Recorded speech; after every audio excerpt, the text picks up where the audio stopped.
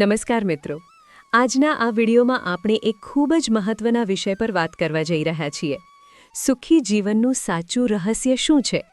દરેક માણસ પોતાના જીવનમાં સુખ શોધે છે. કોઈ પૈસામાં સુખ શોધે છે, કોઈ સંબંધોમાં, તો કોઈ સફળતામાં. પરંતુ છતાં પણ ઘણા લોકો અંદરથી ખાલીપો અનુભવતા રહે છે. પ્રશ્ન એ છે કે જ્યારે બધું મળ્યા પછી પણ શાંતિ નથી મળતી, તો સાચું સુખ ક્યાં છે? ભગવાન શ્રી કૃષ્ણ આપણને આ પ્રશ્નનો ખૂબ જ સરળ અને ઊંડો જવાબ આપે છે. તેઓ કહે છે કે સુખ કોઈ બહારની વસ્તુ નથી, પરંતુ એ આપણા મનની સ્થિતિ છે.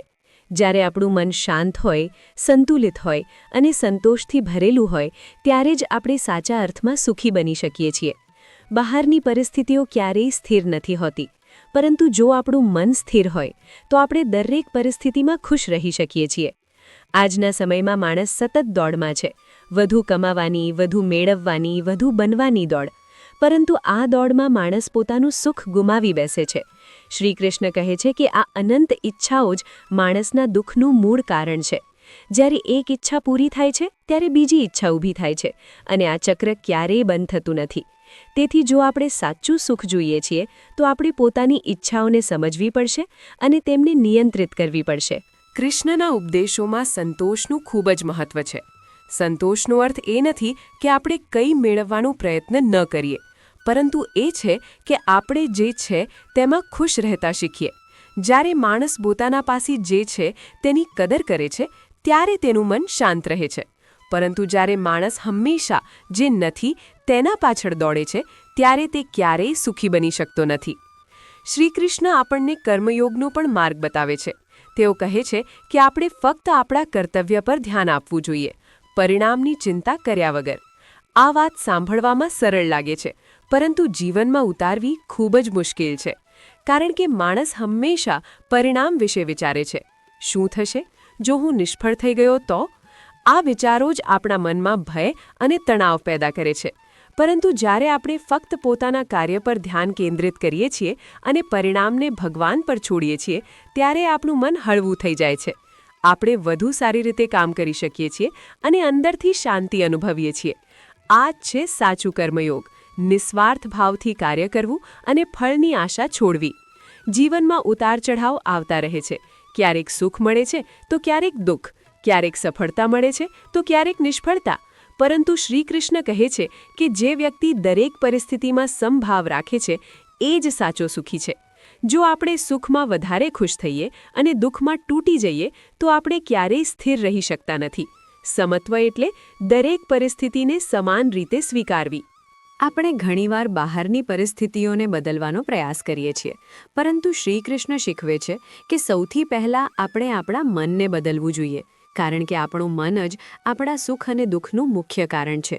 જો મન શાંત હોય તો મુશ્કેલ પરિસ્થિતિ પણ સરળ લાગી શકે છે, પરંતુ જો મન અશાંત હોય તો સારી પરિસ્થિતિ પણ દુઃખદ બની જાય છે. મનને નિયંત્રિત કરવું સરળ નથી, પરંતુ અશક્ય પણ નથી.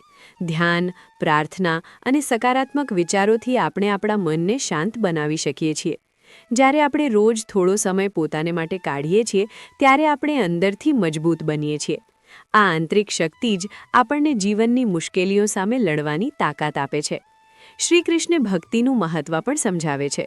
તેઓ કહે છે કે જ્યારે આપણે ભગવાનમાં વિશ્વાસ રાખીએ છીએ, ત્યારે આપણું મન નિર્ભય બની જાય છે. ભક્તિનો અર્થ ફક્ત પૂજા કરવો નથી, પરંતુ જીવનના દરેક કાર્યમાં ભગવાનને યાદ રાખવો છે. જ્યારે આપણે એવું કરીએ છીએ, ત્યારે આપણું મન શાંત રહે છે અને આપણે સાચા માર્ગ પર ચાલીએ છીએ. એક નાનું ગામ હતું, જ્યાં એક યુવક રહેતો હતો. તેનું નામ હતું આરવ. આરવ ખૂબ મહેનતુ હતો અને તેના મનમાં એક જ સપનું હતું: ઘણું પૈસા કમાવવું અને જીવનમાં ખૂબ સફળ થવું. તે માનતો હતો કે જો તેની પાસે પૈસા હશે, મોટી કાર હશે, મોટું ઘર હશે, તો તે ચોક્કસ સુખી બની જશે. સમય પસાર થતો ગયો. આરવ શહેરમાં ગયો, દિવસ રાત મહેનત કરી અને ધીમે ધીમે તે ખૂબ સફળ બન્યો. હવે તેની પાસે બધું હતું: પૈસા, નામ, પ્રતિષ્ઠા. લોકો તેની પ્રશંસા કરતા હતા. પરંતુ એક વાત એ હતી કે આરવને અંદરથી શાંતિ નહોતી મળતી. રાત્રે જ્યારે તે એકલો બેસતો, ત્યારે તેને અંદરથી ખાલીપો અનુભવાતો. એક દિવસ તે ખૂબ થાકી ગયો હતો. કામથી નહીં, પરંતુ જીવનથી. તેને સમજાતું નહોતું કે બધું હોવા છતાં તે ખુશ કેમ નથી. એ સમયે તેણે થોડો સમય માટે શહેરની દોડધામથી દૂર જવાનો નિર્ણય કર્યો. તે પોતાના ગામ પાછો ફર્યો. ગામમાં એક વૃદ્ધ સંત રહેતા હતા, જેમને લોકો ખૂબ માન આપતા હતા. આરવ તેમના પાસે ગયો અને પોતાની સમસ્યા કહી. મારા પાસે બધું છે, છતાં હું સુખી નથી.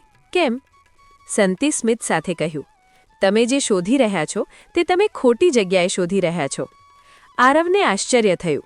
તેણે પૂછ્યું, એનો શું અર્થ? સંતે ધીમેથી કહ્યું, સુખ બહાર નથી, સુખ તો અંદર છે. તમે આખી જિંદગી બહારની વસ્તુઓ પાછળ દોડ્યા, પરંતુ ક્યારેય તમારા મનને શાંત કરવાનો પ્રયાસ કર્યો નથી. આરવને પોતાની ભૂલો સમજાવા લાગી. તેણે કહ્યું, તું શું મને બધું છોડી દેવું જોઈએ? સંતે હસીને જવાબ આપ્યો, ના, જીવન છોડવાનું નથી, જીવનને સમજવાનું છે.